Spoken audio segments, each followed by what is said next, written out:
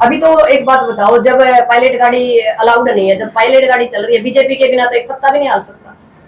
तो ये तो मामला यही है कि आजकल हमारे जो विश्वविद्यालय के बच्चे हैं भाई, इन गद्दारों से बच करो।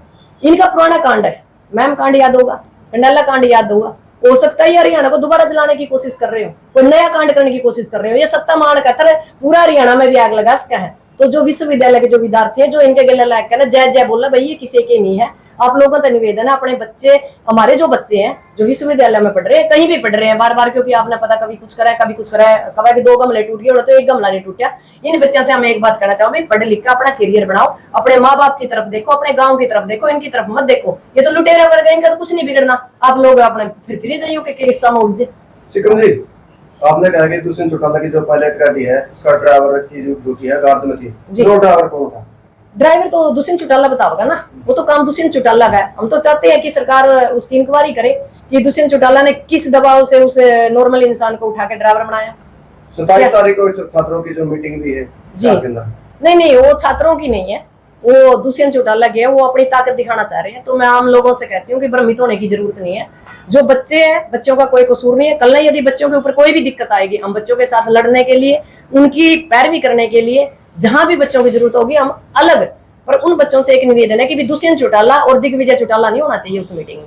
हम उनका साथ देने के तैयार हैं बच्चों के लिए, पर दुष्यंत चौटाला और यदि दिग्विजय चौटाला है तो ये एक राजनीतिक, मतलब ये कह सकते हैं महापंचायत होगी, और जो इस महापंचायत में जाएगा वो समाज का गद्दार होगा। आपकी परसों की एक वीडियो बहुत वायरल हो रही है, उस पर आपने जेजेपी के उन नेताओं पर कटाक्ष किया कि मलाई खाई है जी, और पवन का आपने साथ दिया कि उसने ठीक किया है। पहली बात तो यह है कि जब लड़ाई मालिक गिल्ला हो तो मैं चौकीदारों को जवाब देना पसंद नहीं करती। दूसरा, मेरी रेपुटेशन नहीं है कि मैं ऐसे लोगों को जवाब दूं जिनका खुद का कोई वजूद नहीं। तीसरी बात, मैं उन इंसानों को ना मैं मानती हूँ, ना मैं देखती हूँ, ना मेरे पास टाइम है।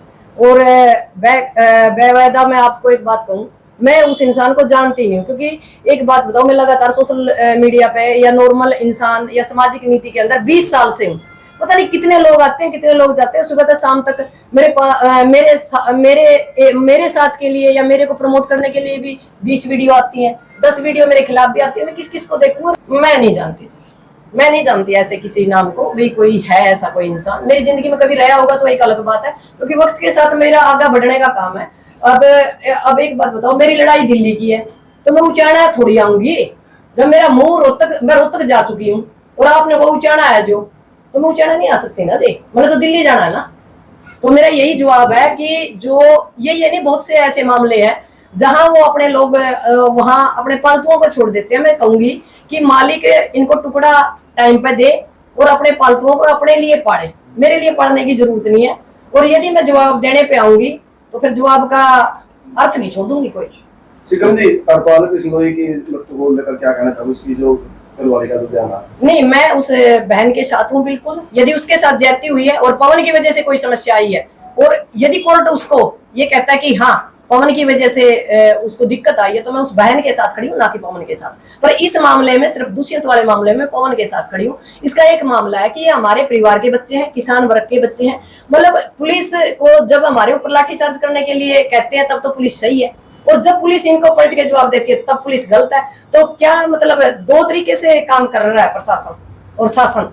तो मेरा सीधी सी बात है कि हम प्रशासन को भी तंग नहीं होने देंगे, क्योंकि इन्हीं लोगों के लगातार लाठीचार्ज की मैं भी शिकार हुई थी खेदड़गा। आज भी मैं मेरी जिंदगी में उस चोट को भुगत रही हूँ। पर इसका मतलब ये थोड़ा है कि सारे पुलिस वाले खराब है। हर जगह अच्छे और बुरे लोग होते हैं। हो सकता है ये बहुत अच्छा हो, ये भी हो सकता है कि ये बाद में कुछ अच्छा करे या पहले कुछ अच्छा करे।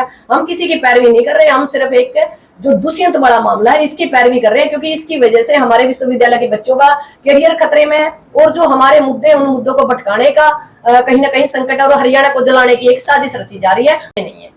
कांग्रेस विधायक है जो सिरसा से सेतिया जी, उनका भी बयान आया है कि पवन ने गलत किया है, एक उप मुख्यमंत्री के साथ ऐसा व्यवहार नहीं करना चाहिए। वो आम आदमी नहीं थे, पूर्व मुख्यमंत्री है ना, पूर्व मुख्यमंत्री है। जब सीट पे नहीं है तो फिर क्या है? कुछ नहीं है, नॉर्मल इंसान है। तो मैं सेतिया साहब को कहूंगी कि आप लोगों ने आपको वोट देके एक नॉर्मल इंसान से आपको एमएलए बनाया।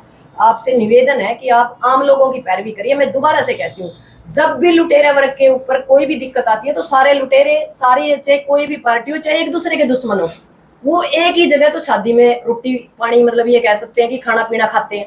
और जैसे ही कोई समस्या आती है तो ये एक जगह बात करते हैं। पर जब कमेरे वर्ग पे आती है तो हमें अलग अलग कास्ट में और अलग अलग जाति में, अलग अलग धर्म में, अलग अलग गाँव में, अलग अलग मतलब गोत्रों में बांट दिया जाता। तो मेरा आम लोगों से निवेदन है, भाई देखो राजनीति क्या चीज है जिसको आप ये कहते हो कि राजनीति से दूर रहना चाहिए। राजनीति के लोग किसी भी पार्टी में कितने ही गहरे दुश्मन हो, एक दूसरे के दोस्त हैं और हम एक दूसरे के दुश्मन है, जिसकी वजह से हम लगातार वोट देके इन लुटेरों को हमें लूटने का मौका दे रहे हैं।